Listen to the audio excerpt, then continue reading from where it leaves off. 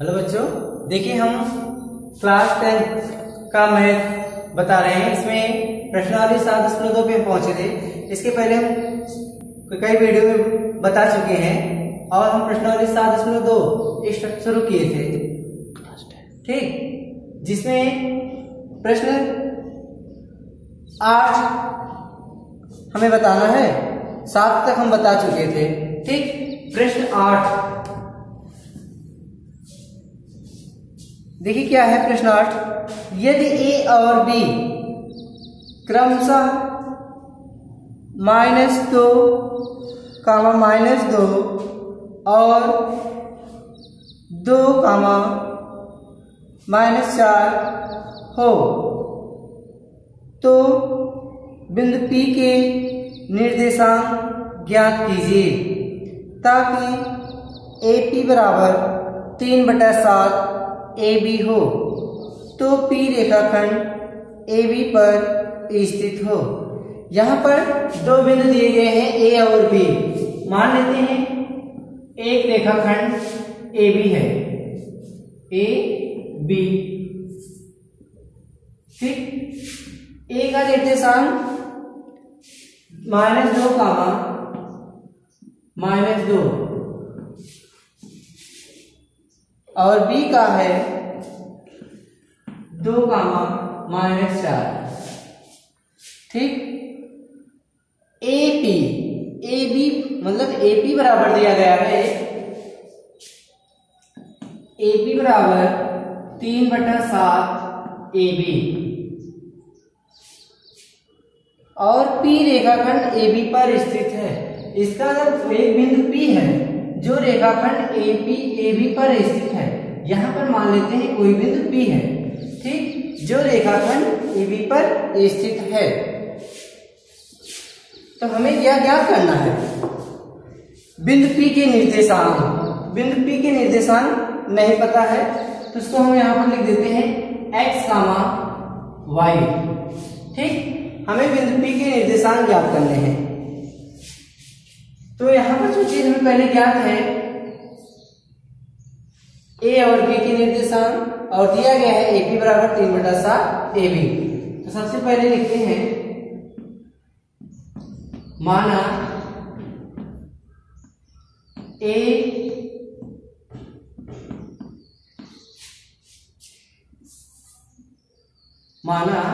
AB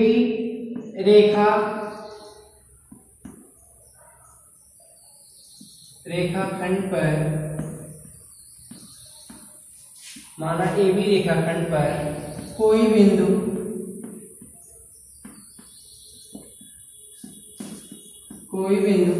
P स्थित है, ठीक। जहां AP बराबर 3/7 AB दिया गया है। AP बराबर 3/7 AB, इसका मतलब AP अपान AB बराबर 3/7। इसको इस तरह से लिख सकते हैं। AB को इधर गुणा कर दिया गया है, अगर इधर आएगा तो भाग हो जाएगा। तो AP अपान AB बराबर 3/7, ठीक। तो AB अपान AB जो लिखा गया है, AB का मतलब क्या है? ये रेखाखंड पूरी लंबाई है। तो यहाँ पर देखिए P जो है रेखाखंड को विभाजित कर दे रहा है। इसका मतलब AP प्लस PB, ठीक।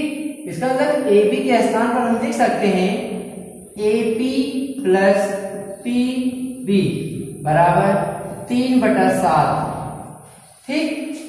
इस तरह हम AB को लिख सकते हैं AP प्लस PB, क्योंकि AB जो है AP प्लस PB के बराबर है, ठीक। अब यहां पर लिखते हैं AP plus PB upon AP। हम इसको क्या करते हैं, अंश और हर को पलट देते हैं। जब इस तरह हम से लिखेंगे इस पक्ष को तो इधर पे क्या होगा, पलट जाएगा, हो जाएगा 7/3, ठीक। इसको हम अलग कर सकते हैं। इसको लिखेंगे AP प्लस AP AP बटे AP plus PB plus AP बराबर 7 बटे 3। AP अपॉन AP कैंसिल हो जाएगा, उसका मान 1 होगा, तो 1 plus PB plus PB upon AP बराबर 7 बटे 3। ठीक, इसके बाद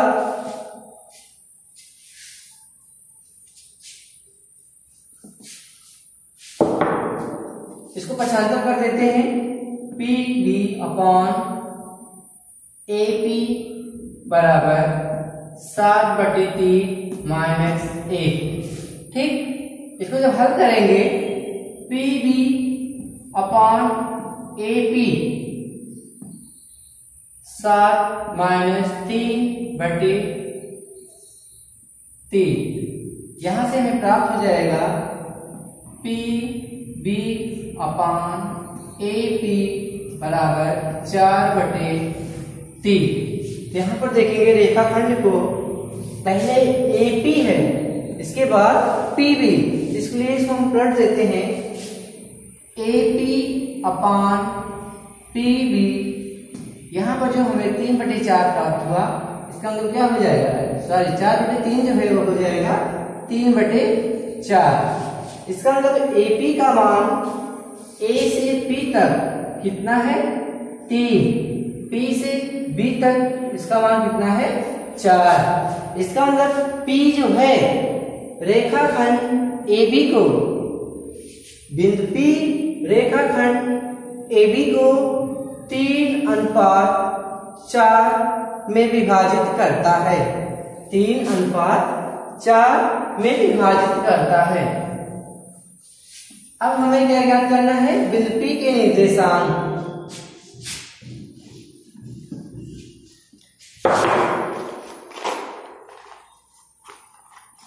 तो बिंदु P के निर्देशांक ज्ञात करने के लिए यहां पर विभाजन का सूत्र लगाते हैं।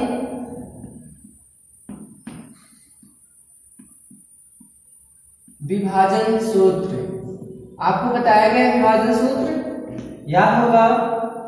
विभाजन सूत्र x के लिए क्या होता है और y के लिए। जब हम x के लिए लिखते हैं, x अक्ष के लिए, यहाँ पर x बराबर, इसको कहा गया है m1, इसको कहा गया है m2। m1 का मान 3 और m2 का मान हुआ 4। ठीक, यहाँ पर m1 x2 plus m2 x1 बटे m1 प्लस m2। जब हम x के लिए मान निकालते हैं, x बराबर m1 x2 plus m2 x1 बटे m1 m2। ठीक, ध्यान देंगे जब यहाँ पर m1 लिखते हैं तो x का मान x2 रहता है, यहाँ पर m2 रहता है तो यहाँ पर x2 या लिख सकते हैं 12 और 21। ठीक, यहाँ पर 12, यहाँ पर 21, यहाँ पर 12। ठीक, अब देखिए x का मान निकालते हैं, जब m1 का मान 3 हुआ, x2 का मान ax1 है, y1 ax2 होगा और y2 होगा, ये सब बताया गया है। ठीक, तो यहाँ पर x2 का मान कितना होगा 2, m2 का मान 4, x1 का मान -2 और m1 प्लस m2 3 प्लस 4 हो जाएगा आपका 7। तो x बराबर 3 × 6 और इसको पूरा करेंगे -8 बटे 7। तो x बराबर -2 बटे 7, -2 बटे 7। अब इसी प्रकार y का निकालते हैं। ठीक, y बराबर m2 या m1 y2 plus m2 y1 m1 plus m2। तो m1 का मान वही रहेगा 3, y2 का मान -4 प्लस m2 का मान 4 और y1 का मान -2। m1 प्लस m2 को जोड़ दीजिए, हो जाएगा 7, 3 प्लस 4। ठीक, तो y बराबर इसको गुणा करेंगे -12 और यहां पर होगा -8। ठीक,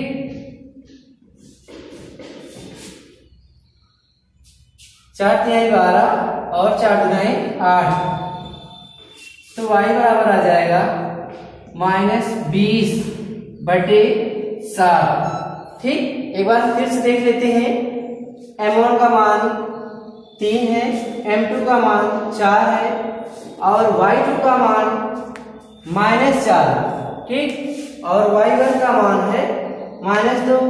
तो m1 3, y2 का मान 4, फिर m2 का मान 4 हुआ, y1 का मान -2।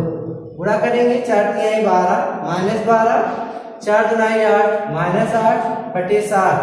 12 और 8 को जोड़ लेते हैं, -20 हो जाएगा, -20/7। ठीक, तो आपको निर्देशांक ज्ञात हो गए हैं। x का मतलब बिंदु P का निर्देशांक जो हमें माना था x और y, तो वहां पर x का मान हमें प्राप्त हुआ -2/7 और y का मान प्राप्त हुआ -20/7। ठीक, ये हुआ बिंदु P के निर्देशांक। ये था 8वां क्वेश्चन। ठीक, इसके बाद हम बताते हैं अगला क्वेश्चन। ठीक,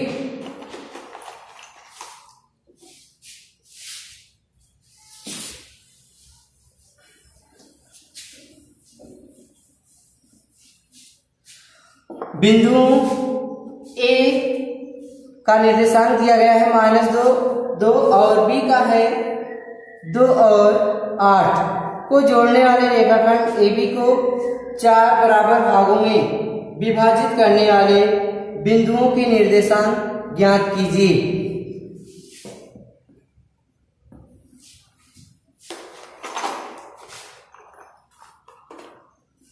बिंदु A का निर्देशांक दिया गया है -2 और 2, B का है, B का निर्देशांक 2, 8।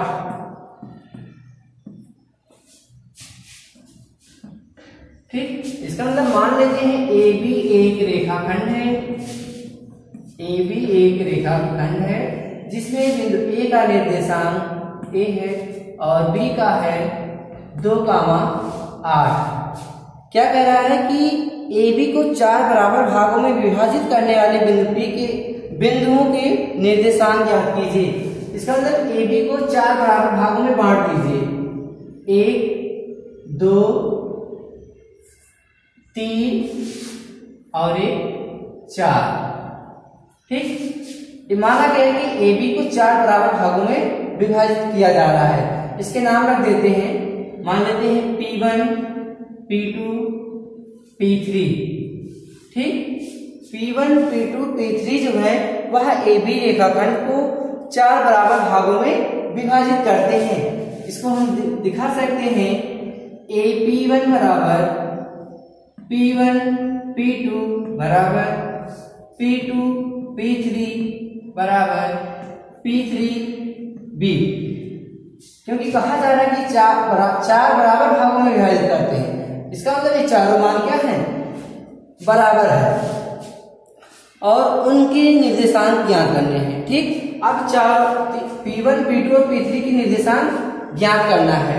तो सबसे पहले हम देखेंगे कि AB रेखाखंड जो हमारा है उसका मध्यबिंदु क्या है, P जो है AB का मध्यबिंदु दिखाई दे रहा है। ठीक, तो सबसे पहले हम बिंदु P का ज्ञात करेंगे।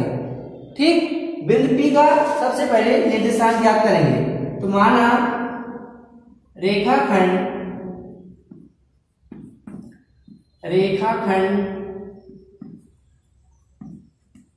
AB को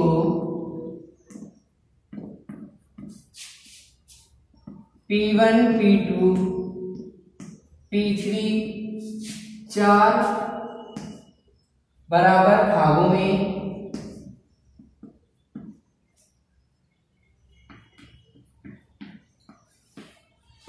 विभाजित करते हैं।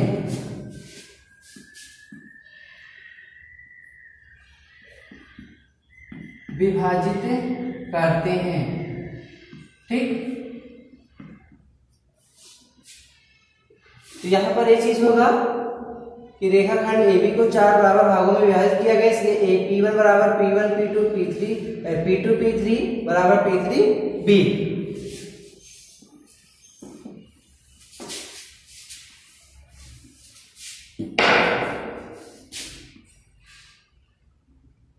माना रेखाखंड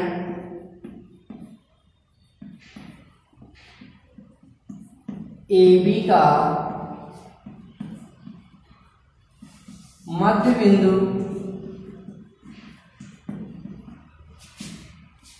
P2 है।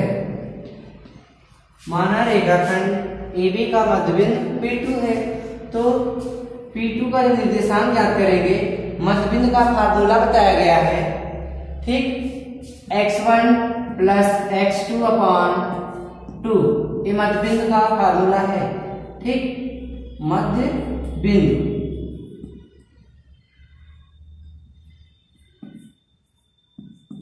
x1 प्लस x2 अपान 2, तो बिंदु P का निर्देशांक ज्ञात करना है, तो बिंदु P2 बराबर मान लेते हैं x1 और x2, तो A का निर्देशांक -2, 2 और B का 2, 8, इसलिए इसको मान लेते हैं x1 और इसको y1, इसको x2 और इसको y2। मान रख दो, x1 का मान -2 और x2 का मान है 2 और बटे 2, यहाँ पर क्या प्राप्त होगा, -2 का +2 हो जाएगा 0 बटे 2। इसका मतलब x का जो मान निकाला जा रहा है P2 के लिए, इसका मान आएगा 0, ठीक। बिंदु P2 का निर्देशांक मान लो यहाँ पर x, y, तो x का मान जो प्राप्त हुआ 0, ठीक। इसी प्रकार निकालते हैं अब y का, y बराबर क्या होगा, y1 2 प्लस y2 8 बटे 2, तो y बराबर 10 बटे 2, y बराबर आ जाएगा 5, ठीक। x बराबर 0, y बराबर 5, तो बिंदु P के निर्देशांक, बिंदु P2 के निर्देशांक, बिंदु P2 के निर्देशांक 0,5 प्राप्त हुआ। अब इसी प्रकार P1 का निकालेंगे और P3 का। जब P1 का निकाला जाएगा तो यहाँ पर देखा जाएगा AP2 का मध्य बिंदु क्या होगा, P1, ठीक। तो जब P1 का निर्देशांक निकाला जाएगा, इसी प्रकार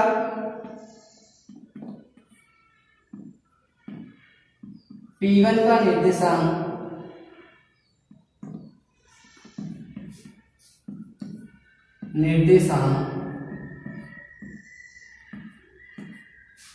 अब इसके लिए x मानते हैं, तो x बराबर x1 प्लस x2 अपान 2, x1 प्लस x2 अपान 2, तो यहाँ पर x1 1 होगा, y1 1 होगा, बिंदु A का निर्देशांक। अब यहाँ पर x2 का मान क्या होगा, जो हम बिंदु P2 के लिए निकाले हैं, ठीक। तो यहाँ पर देखिए x1 का मान -2 और x2 का मान 0 बटे 2, तो x बराबर -2 बटे 2, x बराबर 1, ठीक। इसी प्रकार y के लिए निकालेंगे, y बराबर y1 2 है और y2 का मान 5 प्राप्त होगा बटे 2, y बराबर आ जाएगा 7 बटे 2, ठीक। तो बिंदु P1 का निर्देशांक, बिंदु P1 का निर्देशांक क्या प्राप्त होगा, -1, 7 बटे 2, ठीक। बिंदु P3 की निर्देशांक, बिंदु P3 के निर्देशांक, ठीक। अब यहां पर A और P3 तक देखेंगे, ठीक। A और P3 के बीच का मध्य बिंदु क्या होगा, P2, ठीक। या दिखा सकते हैं यहां से P2 और P के बीच का मध्यबिंदु क्या होगा, P3। यहां से निकालेंगे P और B के बीच का मध्यबिंदु x बराबर x1 मानेंगे P2 का जो निर्देशांक प्राप्त हुआ 0 और 5, ठीक। तो 0 प्लस B का 2, तो x बराबर 2/2, ठीक। x बराबर 1। इसी प्रकार y का निकालते हैं, y बराबर y1 प्लस y2/2।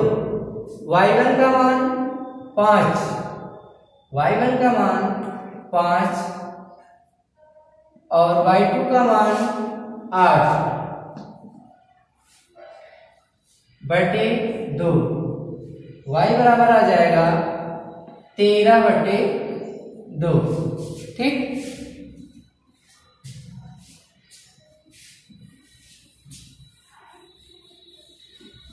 तो P1 का निर्देशांक प्राप्त हुआ, P2 का निर्देशांक प्राप्त हुआ, अब P3 का निर्देशांक प्राप्त हुआ। P3 का निर्देशांक क्या प्राप्त हुआ, 1,13/2।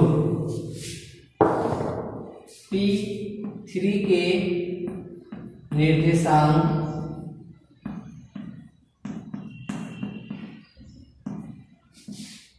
1,13/2, ठीक। ये था प्रश्न 9। एक क्वेश्चन और बचा इसमें, प्रश्न 10। ये प्रश्नावली समाप्त होने वाला है। देखिए प्रश्न 10,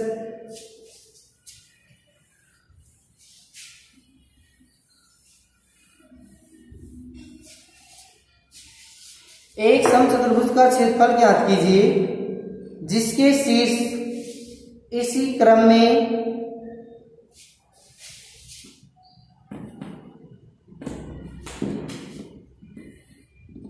(3, 0, 4, 5, -1, 4 और -2, -1 है, ठीक। तरह एक समचतुर्भुज का क्षेत्रफल ज्ञात कीजिए जिसकी शीर्ष इसी क्रम में है। तो मान लेते हैं कोई एक समचतुर्भुज है ऐसे, ठीक, जिसकी सभी भुजाएं क्या है, बराबर है। तो समचतुर्भुज है A B C D, ठीक, इसी क्रम में दिए गए हैं। और समचतुर्भुज का जो क्षेत्रफल होता है, ठीक, समचतुर्भुज का क्षेत्रफल हमें ज्ञात करना है। तो इसका सूत्र जो होता है 1/2 गुणे उनके विकर्णों का गुणनफल, ठीक। तो A B C D जो है एक समचतुर्भुज है। यहां पर हम दो विकर्ण खींचते हैं, AC और BD, AC और BD। तो निर्देशांक रखिए, A का निर्देशांक 3, 0, B का है 4, 5, C का -1, 4 और D का है -2, -1, ठीक। तो इसके हम समचतुर्भुज का क्षेत्रफल कैसे ज्ञात करेंगे, ठीक। तो सबसे पहले इसका फार्मूला आप जानते हैं कि समचतुर्भुज का क्षेत्रफल ज्ञात करने के लिए कौन सा फार्मूला लगाते हैं, 1/2 गुणे उनके विकर्णों का गुणनफल, ठीक। तो इनके विकर्ण जो खींचे गए हैं AC और BD, तो AC और BD का मान हमें नहीं ज्ञात है, इसलिए हम AC और BD का मान ज्ञात करेंगे, ठीक। AC और BD का मान ज्ञात करिए। AC बराबर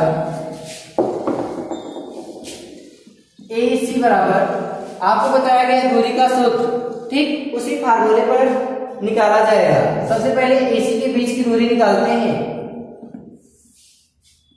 दूरी के लिए कौन सा फार्मूला लगाते हैं, x2 माइनस x1 का whole square plus y2 minus y1 का होल स्क्वायर। ठीक, बिंदु A है, ए बी है और ए सी है और ए डी है। हमें ए सी के बीच की दूरी निकालना है। तो ए सी बराबर इसको मान लो x1, ए होगा y1 और इसको मान लेते हैं x2 और इसको y2। फार्मूले पर रख दीजिए, -1 और x1 का मान 3, फिर प्लस y2 का मान 4 और y1 का मान 0। AC बराबर -1 और -3 को जोड़ लेंगे हो जाएगा -4 और -4 का वर्ग कर देंगे हो जाएगा 16। ठीक, यहां पर भी हो जाएगा 16। तो AC बराबर आ जाएगा 32 √32। या इसको लिख सकते हैं 16 दूनी 32। तो 16 दूनी 32 जब करेंगे तो 16 का वर्गमूल हो जाएगा 4। तो AC बराबर हमें प्राप्त हो जाएगा 4√2 मात्रक। ठीक, AC का मान ज्ञात हो गया, AD का निकाल लेते हैं बस। तो AD का मान क्या होगा, AD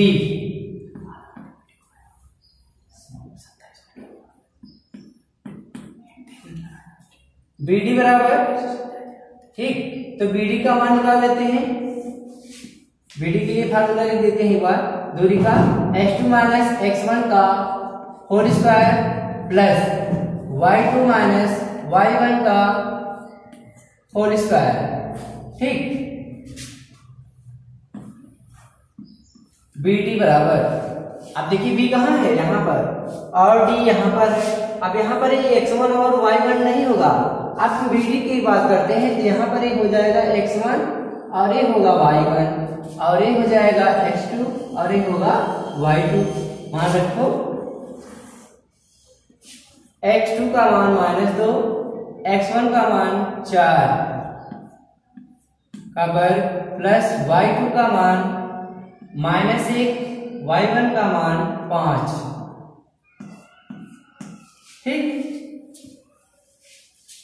तो BD बराबर -2 है और -4 जोड़ देंगे, -6 और -6 का जब वर्ग करेंगे तो प्लस हो जाएगा और इसका मान 6 का वर्ग कितना होगा 36। और यहाँ पर -1 और -5 ये भी हो जाएगा, -6 उसका वर्ग करेंगे हो जाएगा 36। तो BD बराबर आ जाएगा 72 √72।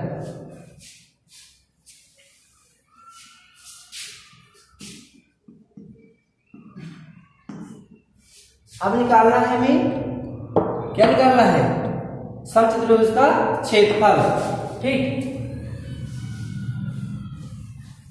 अब देखते हैं समचतुर्भुज का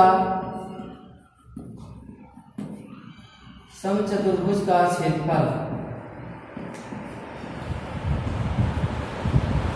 1/2 गुणे विकर्णों का गुणनफल।